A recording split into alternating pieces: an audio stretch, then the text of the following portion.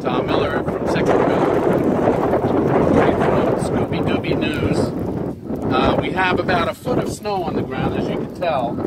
My projection is 20 feet of snow. No, actually 20 inches. 20 inches of snow, which means we'll have to get about 10 more inches of snow here. But over here, we'd have to get 20 more inches of snow in order to. So I think a cloud is going to set up right over this spot right here, and we'll get 20 inches of snow.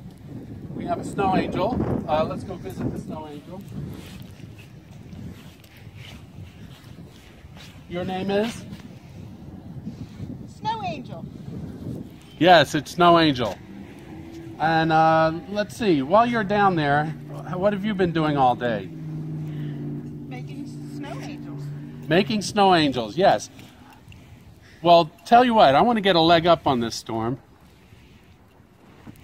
And I have some advice for those of you who are very afraid of this storm, because this is supposed to be the storm of the century. Blizzard 2016. Yes. My advice is watch out where the huskies go, and don't you eat that yellow snow.